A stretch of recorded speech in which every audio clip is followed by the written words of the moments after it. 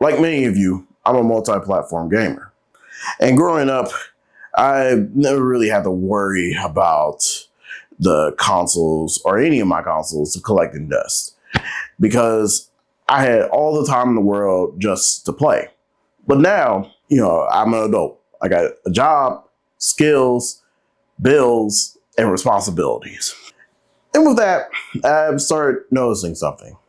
I've been playing my Switch 2 way more than my PS5. And I'm not talking about a little bit more, but it's been months going by without me turning my console on. But in this video, I think I figured it out.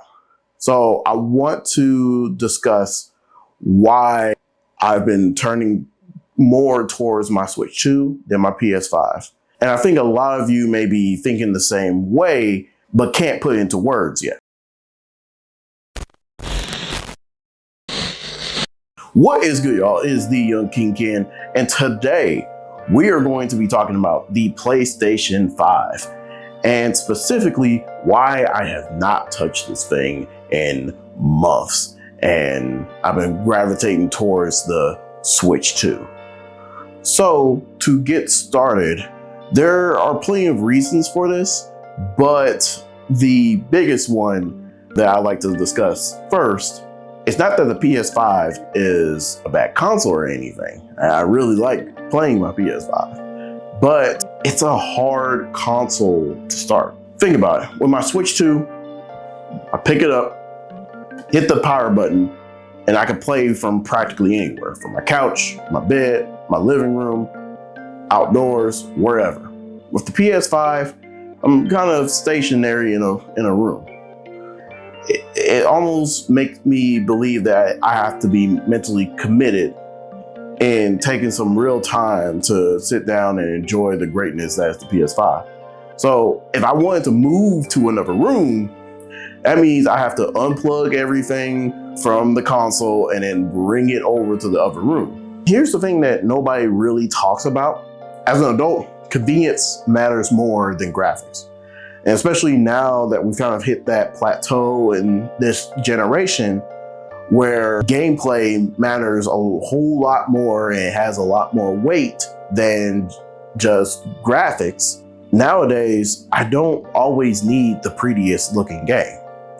I need the game that I can actually play. Now, I mentioned that I travel for work and I do all these other things and have major responsibilities. And sometimes I stay overnight. And when I do, I need a console that can come with me and run my games natively. No setup, no issues. The Switch 2 does that. And the PS5 doesn't. Now, the PS5 can do that. It's just that, again, like I mentioned before, you're going to have to haul all those components with you. And I don't think many people are going to want to do that. And then there's the multi-platform part. Every time a new game drops that I'm hyped about, I have to ask myself, where should I buy this on? And of course, if you know me on the channel, to give you an example of this, I love playing Sonic the Hedgehog, Streets of Rage, Persona, a lot of those Sega IPs. And mostly these games are multi-platform. And on paper, of course, I want to buy most of these on the PlayStation 5 as they have better graphics, better performance, just the whole deal. And in reality, if I buy it on the Switch 2, I'm actually going to play it since I can play this anywhere at any time conveniently. Because again, that's the console I'm always on. That's something I have to be real about.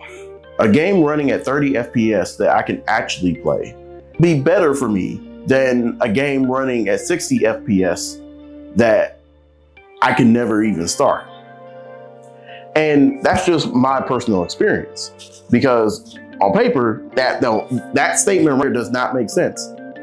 But in my reality, even if the game runs a little bit slower, on Switch 2, I can complete that no problem.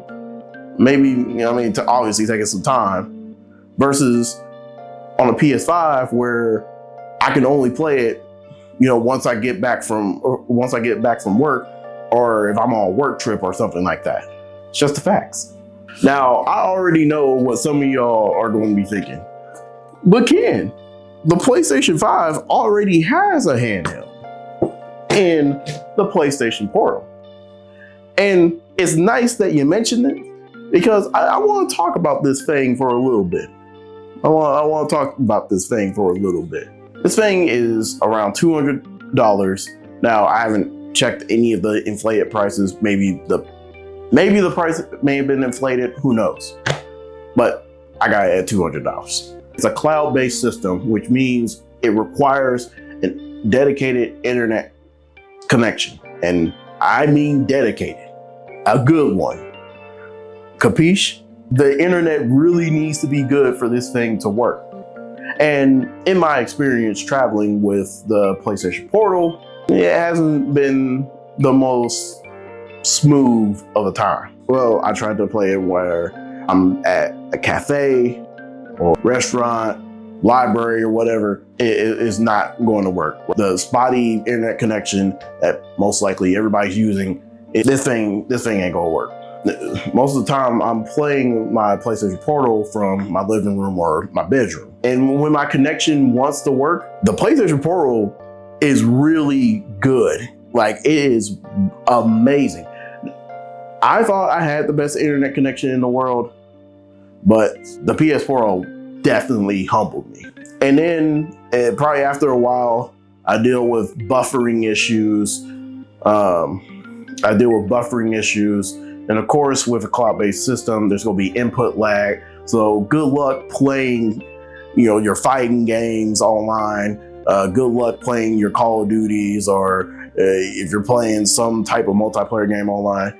Yeah, good luck on that. But if you're playing your single player game, like Astrobot or something like that, like, you may have a decent time. But in my experience, I wouldn't say as reliable as like a Switch 2 per se, where I can really take this anywhere I want. Even up in a plane where, I'm putting that thing on airplane mode and I can sit for the entire flight with no problems with connections. But the whole reason why I love handhelds is it's just that the freedom to play your games anywhere you want. And the PlayStation Portal does that with a few asterisks here and there. And that's when it clicked for me. Again, I'm not saying I don't like playing the PS5.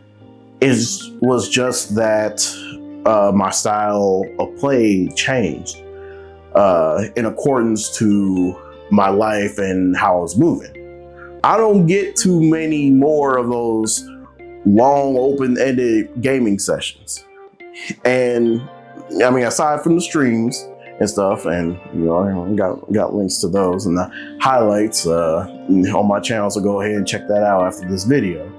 Please subscribe. My life doesn't move like that anymore. When I want to play a game, I want to take it on the go. And yeah, and this was exactly the moment where I really looked at what was sinking into my time, the Nintendo Switch 2.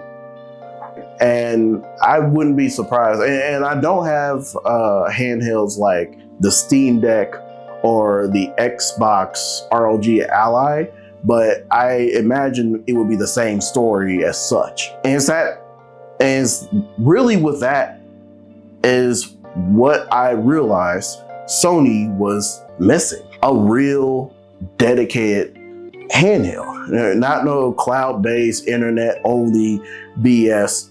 Well, I mean, you could have like the cloud and all that stuff as like part of this system, but it needs to be a dedicated handheld that I can just play offline anywhere I go. Similar to the PSP and PS Vita.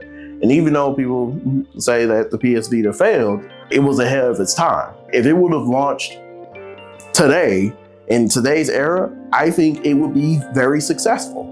Now, obviously, probably a more powerful version. Yeah, something that you can natively play your games on the go. You can sync up with PlayStation 5, PlayStation 4 games, just basically games from your PlayStation library. Now, hopefully, obviously with PS Plus and everything, like, you know, they provide us more games from like the PlayStation 1, the PS2.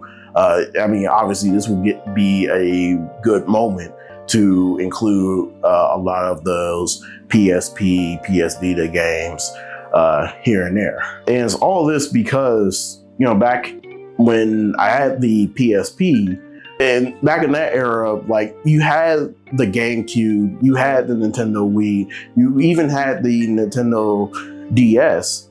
And, you know, I had all those systems, but I was sinking more time into my PSP than anything else, because you had all those, you had a variety of high quality games that you could take just anywhere you wanted. And let's just say you didn't want to use the game discs. You could download those easily off of a SD card.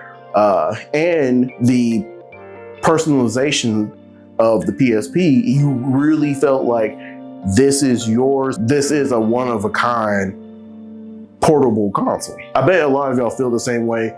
So let me know in the comments, which console are you playing the most? Tell me why as well, because I really want to know if I'm alone on this discussion. So until Sony figures it out and drops a real dedicated handheld, I'm gonna go keep playing on my Switch 2. And man, I already know I'm gonna get that comment. The Switch 2 has no games. Whatever, man. Whatever.